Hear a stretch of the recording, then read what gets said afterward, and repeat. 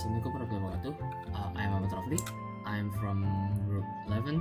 Now I'm going to explain about our project. Our project is fruit store management system. Just like its name, it's an application that used to managing a simple database on a fruit store. This application have database that consists of a few tables like an admin for storing the admin information, barang for the fruit itself, the buyer, payment, supplier, etc. Now for this project we start with the main page is the login page. The login page itself is a simple username and password. It has to be matched from the data on the database. If not, it's not going to give a login to the user. And after the login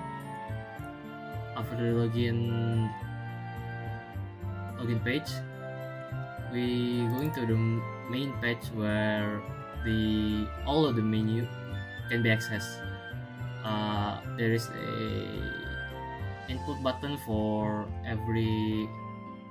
almost every data except for transaction and payment, and then there is a button for database so the user can see the table from database for particular table like the buyers, the supplier, and the fruit itself.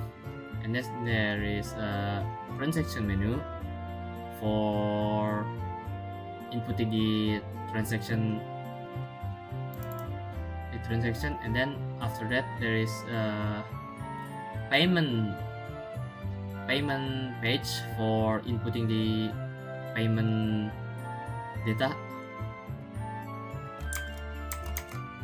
Thank you. Assalamualaikum warahmatullahi wabarakatuh. My name is Fahrul Almasradifa and I'm going to continue what my partner Ahmad Rafli is saying. Next is pembeli preview or buyer preview. In the buyer preview form, there is a table which is contain the ID pembeli, nama pembeli, jenis kelamin, nomor telepon, and alamat. And there's two buttons, hapus and kembali.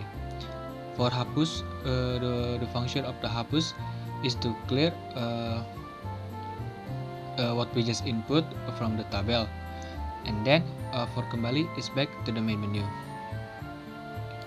Next is supplier and supplier preview.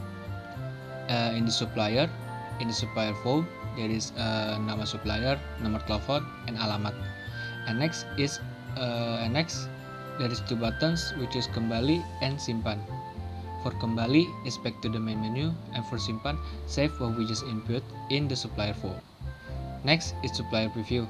In the supplier preview, same like pembeli preview, which is there is ID supplier, nama supplier, nomor telepon, and alamat in the table. And then there is two buttons, hapus and kembali. Next is barang and barang preview page. In barang, there is nama barang, harga, stock, and ID supplier. When with those two same buttons, which is kembali back to the main menu, and then simpan for save what we just input in the barang. And then barang preview, there's a table which is contain ID barang, nama barang, harga, stock, and ID supplier. There's two buttons, hapus and kembali. Hapus for delete what we just input in the tabel, and then kembali is for back to the main menu. Next is transaksi and transaksi preview page. In transaksi, there is ID barang, ID pembeli, date, and keterangan. And then there is batal, which is back to the main menu. List transaksi button, which is gonna bring us to the transaksi preview page. There is pembayaran to go to the next page, which is pembayaran, and then simpan for save which is input in the transaksi. And after end transaksi preview page, which is there is table which is contain ID tanggal, ID barang, ID pembeli, tanggal, and alamat. And then there is hapus, pembayaran, and kembali. For pembayaran, pembayaran button will bring us to the pembayaran section. Last is pembayaran and pembayaran preview page.